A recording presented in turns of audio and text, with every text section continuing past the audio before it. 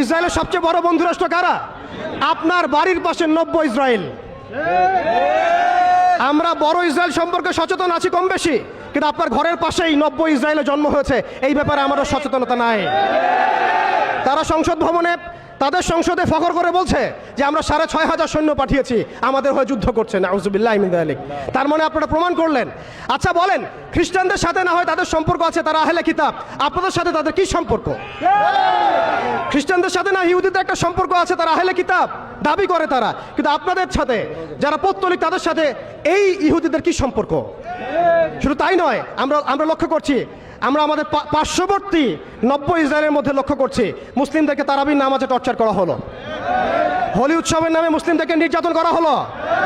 আমরা দেখলাম সেখানে গরুর মাংস বহন করার অপরাধে পিটিয়ে মুসলিমকে হত্যা করা হয়েছে।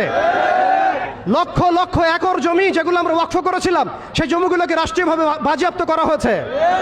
আমি যদি একটা জমি মাদ্রাসায় দান করি, আপনার কোন এখতিয়ার আছে সেটাকে আপনি রাষ্ট্রীয় বাজেয়াপ্ত করতে পারেন? এখানে মানবতা কোথায়? এখানে গণতন্ত্র কোথায়? এখানে এই ইউনাইটেড নেশনস কোথায়? ইউরোপিয়ান ইউনিয়নগুলো কোথায়?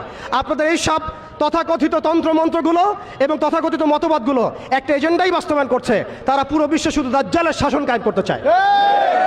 এখন মুসলিম ভাইরা, সর্বশেষ কথা হচ্ছে, আমরা উদাত্তভাবে আহ্বান জানাবো, আপনি যে কোনো ধর্মের হন, যে কোনো বর্ণের হন, আপনি যে কোনো ভাষার হন, যে কোনো জাতির হন, আপনি জালেমের পক্ষ নিয়েন না, মাজলুমের পক্ষ নেন।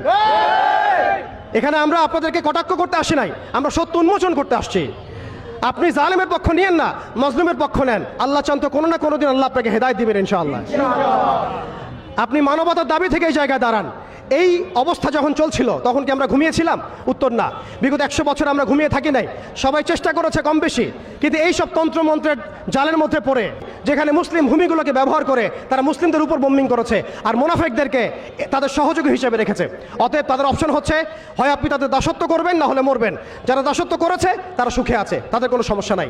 ইভেন গাজ্জাবাসীর কান্না ওদের কানে পৌঁছায় না, এই বাচ্চাদের মগজের খুলি তাদের কাছে, তাদের চোখে ভাসে না, এই বোনদের ধর্ষণের চিৎকার তাদের কাছে যায় না, এই শিশুদের হাহাকার তাদের কাছে যায় না, এক ফোঁটা পানির জন্য তারা কাঁদছে, এই কান্না তাদের কাছে যায় না।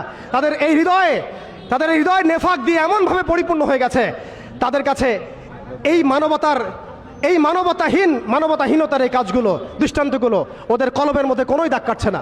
প্রিয় ভাইরা, এটা কেন হয়েছে? তাদের নেফাকির কারণে। অতএব আপনি যদি দাসত্ব করেন, নেফাকিতে চলে যান, আপনারও কোনো সমস্যা হবে না। কিন্তু আমি অনেস্টলি প্রশ্ন করতে চাই, আপনার মধ্যে কি আল্লাহর ভয় নাই?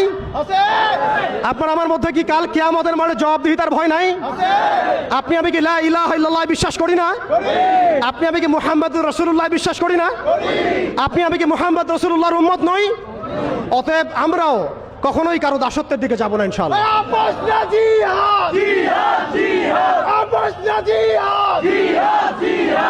আমরাও ইনশাআল্লাহ তাআলা কোশ্চিনকালে এই জায়নিস্ট মুভমেন্টের, এই পশ্চিমাদের, এই দাজ্জালের অনুসারীদের দাসত্বের মধ্যে কখনো যাব না ইনশাআল্লাহ। তারা আমাদেরকে অপশন দিয়েছে, হয় দাসত্ব করো না হলে মরো। আমরাও বলে দিব, আমরা ইনশাআল্লাহ তাআলা শহীদ হয়ে যাব, তবু তোমাদের দাসত্ব করবো না ইনশাআল্লাহ।